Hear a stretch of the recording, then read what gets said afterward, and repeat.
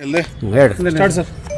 ನನ್ನ ಹೆಸರು ಶರಣಗೌಡ ಅಂತೇಳಿ ಗ್ರಾಮೀಣ ಕೂಲಿ ಕಾರ್ಮಿಕರ ಸಂಘಟನೆ ವತಿಯಿಂದ ಇವತ್ತು ನಾವು ಪತ್ರಿಕಾ ಭವನದಲ್ಲಿ ಪ್ರೆಸ್ ಮೀಟ್ ಮಾಡಿದ್ದೀವಿ. ಮುಖ್ಯವಾಗಿ ಮಹಾತ್ಮ ಗಾಂಧಿ ರಾಷ್ಟ್ರೀಯ ಗ್ರಾಮೀಣ ಉದ್ಯೋಗ ಖಾತ್ರಿ ಕಾನೂನು ಏನಿತ್ತು ಅದನ್ನು ಹೆಸರು ಬದಲಾಯಿಸುವ ನೆಪದಲ್ಲಿ ಕೇಂದ್ರ ಸರ್ಕಾರ ಇವತ್ತು ಆ ಕಾಯ್ದೆಯನ್ನೇ ಸಂಪೂರ್ಣವಾಗಿ ಬದಲಿಸುವಂಥ ಒಂದು ವ್ಯವಸ್ಥೆಗೆ ಹೋಗ್ತಾ ಇದೆ. ಇದನ್ನು ಖಂಡಿಸಿ ನಾವು ಈಗಾಗಲೇ ಇವತ್ತು ರಾಜ್ಯವ್ಯಾಪ್ತಿ ಸಂಸದರ ಮನೆ ಮುಂದೆ ಒಂದು ಹೋರಾಟ ಹಮ್ಮಿಕೊಳ್ತಾ ಇದ್ದೀವಿ.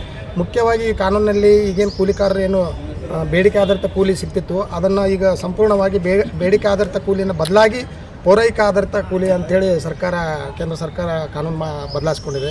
ಅದ್ರ ಜೊತೆಗೆ ಬಜೆಟ್ನಲ್ಲಿ ಕೂಡ ಸಾಕಷ್ಟು ವ್ಯತ್ಯಾಸಗಳನ್ನು ಕೂಡ ಮಾಡಿಕೊಂಡಿದೆ ಸರ್ಕಾರ. ಈಗಾಗಲೇ ಕೇಂದ್ರ ಸರ್ಕಾರ ಸಂಪೂರ್ಣ ಉದ್ಯೋಗ ಖಾತ್ರಿದ ವರ್ಷದ ಬಜೆಟನ್ನು ಕೇಂದ್ರ ಸರ್ಕಾರನೇ ನಿಭಾಯಿಸ್ತಿತ್ತು.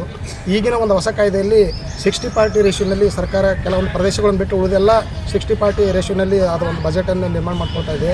ಆಮೇಲೆ ಜನರು ಏನು ವಿಕೇಂದ್ರೀಕರಣ ಆಗಿತ್ತು, ಮೊದಲ ಗ್ರಾಮ ಪಂಚಾಯತ್ ಮೂಲಕ ಕಾಮಗಾರಿಗಳನ್ನು ಆಯ್ಕೆ ಮಾಡಿ ಅದನ್ನು ಅನುಷ್ಠಾನಗೊಳ್ತಿದ್ವು, ಅದನ್ನು ಸಂಪೂರ್ಣವಾಗಿ ಇವತ್ತು ತೆಗೆದುಹಾಕಿಬಿಟ್ಟು ಕೇಂದ್ರೀಕೃತ ಮಾಡಿಕೊಂಡು ಆ ಕಾಮಗಾರಿಗಳಿಗೆ ಕೇಂದ್ರದ ಅನುಮತಿ ಬರೋವರೆಗೂ ಕೂಡ ಆ ಒಂದು ಕೆಲಸ ಮಾಡಲಿಕ್ಕೆ ಕೂಲಿಕಾರಿ ಕೆಲಸ ಸಿಗಲಾರಂಥ ಒಂದು ಪರಿಸ್ಥಿತಿ ನಿರ್ಮಾಣ ಮಾಡಿದ್ದಾರೆ. ಇದನ್ನು ನಾವು ಸಂಪೂರ್ಣವಾಗಿ ಗ್ರಾಮೀಣ ಕೂಲಿ ಕಾರ್ಮಿಕ ಸಂಘಟನೆ ಇವತ್ತು ಖಂಡಿಸ್ತಾ ಇದ್ದೀವಿ. ಇದರ ಭಾಗವಾಗಿ ಈಗಾಗಲೇ 16 ಮತ್ತು 17ನೇ ಏನು ಸಂಸತ್ನಲ್ಲಿ ಇದನ್ನು ಆಲ್ರೆಡಿ ಮಂಡನೆ ಜೊತೆಗೇ ಅನುಮೋದನೆ ಕೂಡ ಆಗಿ ರಾಜ್ಯಸಭೆ ಕೂಡ ಹೋಗಿದೆ. ಅದಕ್ಕೆ ಈಗಾಗಲೇ ರಾಜ್ಯವ್ಯಾಪ್ತಿ ಸಾಕಷ್ಟು ಸಂಘಟನೆಗಳು ಈ ಒಂದು ಹೊಸ ಮಸೂದೆ ಬೇಡ, ನಮಗೆ ಹಳೆ ಮಸೂದೆನೇ ಮುಂದುವರಿಸಬೇಕು, ಹೊಸ ಮಸೂದೆ ಬೇಡ ಅಂತೇಳಿ ಈಗಾಗಲೇ ಸಾಕಷ್ಟು ದೇಶವ್ಯಾಪ್ತಿ ಸಂಘಟನೆಗಳು ಮುಷ್ಕರ ಕೈಗೊಂಡಿದ್ದಾವೆ. ಅದೇ ರೀತಿಯಲ್ಲಿ ನಾವು ಗ್ರಾಮೀಣ ಕೂಲಿ ಕಾರ್ಮಿಕ ಸಂಘಟನೆ ಕೂಡ ಇಂದಿನಿಂದ 22ನೇ ತಾರೀಕು ಪ್ರತಿ ಸಂಸದರ ಮನೆ ಮುಂದೆ ಹೋರಾಟ ಮಾಡಿ ಬರೀ ಮಹಾತ್ಮ ಗಾಂಧಿ ಹೆಸರು ಬದಲಾಯಿಸಿದಷ್ಟೇ ಈ ಕಾನೂನಲ್ಲಿಲ್ಲ, ಅದ್ರ ಒಳಗಂತ ಒಪ್ಕೊಂಡು ನೋಡ್ರಿ, ನೀವು ಸಂಸತ್ನಲ್ಲಿ ಅದನ್ನು ರೇಸ್ ಮಾಡಿರಿ ಅಂತ ತಿಳ್ಕೊಂಡು ಅವ್ರ ಮನೆ ಮುಂದೆ ಹೋಗಿ ಅವರಿಗೆ ಒಂದು ಮನವಿ ಪತ್ರ ಕೊಟ್ಟು ಅಲ್ಲಿ ಒಂದು ಹೋರಾಟ ಮಾಡಲಿಕ್ಕೆ ಒಂದು ವ್ಯವಸ್ಥೆ ಮಾಡ್ಕೊಂಡಿವಿ. ತದನಂತರದಲ್ಲಿ ನಾವು ಪ್ರತಿ ಜಿಲ್ಲೆಯಿಂದ ಕೂಡ ಒಂದು ಪ್ರಧಾನಮಂತ್ರಿಗಳಿಗೆ ಪತ್ರ ಚಳವಳಿ ಮುಖಾಂತರ ಈ ಮೊದಲನೇ ಕಾನೂನಿಗೂ ಮತ್ತು ಈಗಿನ ಕಾನೂನಿಗೆ ಇರೋಂಥ ವ್ಯತ್ಯಾಸವನ್ನು ಅವರು ಗಮನಕ್ಕೆ ತರಲಿಕ್ಕೆ ನಾವು ಪ್ರಯತ್ನ ಮಾಡಬೇಕನ್ನೋಂಥದ್ದು ಒಂದು ಕೂಡ ನಾವು ಉದ್ದೇಶ ಇಟ್ಕೊಂಡಿದ್ದೀವಿ. ಈ ಥರದ ವ್ಯವಸ್ಥೆಗಳು ಇಟ್ಕೊಂಡು ನಾವು ಇವತ್ತಿನಿಂದ ಈ ಒಂದು ಹೋರಾಟಕ್ಕೆ ಇದನ್ನು ಖಂಡಿಸಿ ಹೋರಾಟನ ಮುಂದುವರಿಸ್ತಾ ಇದ್ದೀವಿ. ನನ್ನ ಹೆಸರು ಶರಣಗೌಡ ಅಂತೇಳಿ ಗ್ರಾಮೀಣ ಕೂಲಿ ಕಾರ್ಮಿಕ ಸಂಘಟನೆ. ಹೆಸರು ಗುರುರಾಜ, ಗ್ರಾಮೀಣ ಕೂಲಿ ಕಾರ್ಮಿಕರ ಸಂಘಟನೆಯ ರಾಜ್ಯ ಪ್ರಧಾನ ಕಾರ್ಯದರ್ಶಿಯಾಗಿ ಮಾತಾಡ್ತಾ ಇದ್ದೀನಿ. ಇವತ್ತು ಏನು ಕೇಂದ್ರ ಸರ್ಕಾರ ಮಹಾತ್ಮ ಗಾಂಧಿ ರಾಷ್ಟ್ರೀಯ ಗ್ರಾಮೀಣ ಉದ್ಯೋಗ ಖಾತ್ರಿ ಅಂತ ಏನು ಕಾನೂನು ಇತ್ತು, ಉದ್ಯೋಗ ಖಾತ್ರಿ ಕಾನೂನು, ಅದನ್ನು ಈಗ ರಾಮ್ಜಿ ಅಂತೇಳಿ ಒಂದು ಯೋಜನೆ ಸ್ಕೀಮ್ ಅಂತ ಮಾಡಿದ್ದಾರೆ.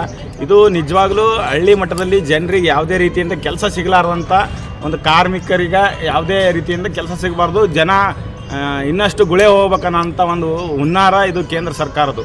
ಇವತ್ತು ನೋಡಿರಿ, ಜನ ಬೇಡಿಕೆ ಅನುಗುಣವಾಗಿ ಕೆಲಸ ಸಿಗಂಗಿಲ್ಲ. ಈಗ ಜನ ಅದು ಮೊದಲೇ ಕಾನೂನಲ್ಲಿ ಹೆಂಗಿತ್ತು ಅಂತಂದ್ರೆ ಕೆಲಸ ಕೇಳ್ತೀವಿ, ನಾವು ಕೆಲಸ ಕೇಳಿದಾಗ ನಮ್ಗೆ ಕೆಲಸ ಕೊಡ್ಬೇಕಂತ ಕಾನೂನಲ್ಲಿ ಮೊದಲೇ ಕಾನೂನಲ್ಲಿ ಇತ್ತು. ಇವಾಗ ಹಂಗಿಲ್ಲ, ಸರ್ಕಾರ ಯಾವಾಗ ಹೇಳ್ತದೋ ಅವಾಗ ನಾವು ಕೆಲಸ ಮಾಡಬೇಕು. ಅಂದರೆ ಜನ ಖಾಲಿ ಇರಲಿಲ್ಲ ಅಂತಂದ್ರೆ ಅವಾಗ ಸರ್ಕಾರ ಕೆಲಸ ಕೊಟ್ಟಿದ್ರೆ ಕೆಲಸ ಮಾಡೋಂಗಿಲ್ಲ ನಾವು. ಆ ಥರ ಇವತ್ತು ನೋಡಿರಿ ಈಗಿನ ಪರಿಸ್ಥಿತಿ. ಹಳೆ ಕಾನೂನಲ್ಲಿನೇ ಅಷ್ಟು ಪೂರ್ತಿ ಬಜೆಟ್ ಕೇಂದ್ರ ಸರ್ಕಾರ ಕೊಡ್ತಿತ್ತು ಅಂದ್ರೂ ಆವಾಗಲೇ 40ರಿಂದ 50 ದಿನ ಮಾತ್ರ ಕೆಲಸ ಮಾಡ್ತಾಯಿದ್ದಾರೆ ಜನ. ಈಗ 25-26ನೇ ಸಾಲಿನಲ್ಲಿನೇ 40 ದಿನ ಕೆಲಸ ಸಿಕ್ಕಿಲ್ಲ ಇನ್ನೂವರೆತನ. ಹಿಂಗಿದ್ದಾದ್ಮೇಲೂ ಕೂಡ ಈ ಕಾನೂನು ಬಂದಾದಮೇಲೆ ಒಂದು 10ರಿಂದ 15 ದಿನವೂ ಕೆಲಸ ಸಿಗಂಗಿಲ್ಲ. ಈ ರೀತಿ ಜನರಿಗೆ ಅನ್ಯಾಯ ಮಾಡ್ತಾಯಿದ್ದಾರೆ, ಕಾರ್ಮಿಕರಿಗೆ ಅನ್ಯಾಯ ಮಾಡ್ತಾಯಿದ್ದಾರೆ. ಇದನ್ನು ಖಂಡಿಸಿ ನಾವು ರಾಜ್ಯಾದ್ಯಂತ ಸಂಸದರ ಮನೆ ಮುಂದೆ ಹೋರಾಟ ಮಾಡ್ತೀವಿ ಅಂತ ಈ ಮೂಲಕ ತಮ್ಮಲ್ಲಿ ತಿಳಿಪಡಿಸ್ತೀವಿ. ಯಾವಾಗ ಮಾಡ್ತೀವಿ ಹೋರಾಟ ಸರ್? 22ನೇ ತಾರೀಕು ರಾಜ್ಯಾದ್ಯಂತ ಮಾಡ್ತಾಯಿದ್ದೀವಿ.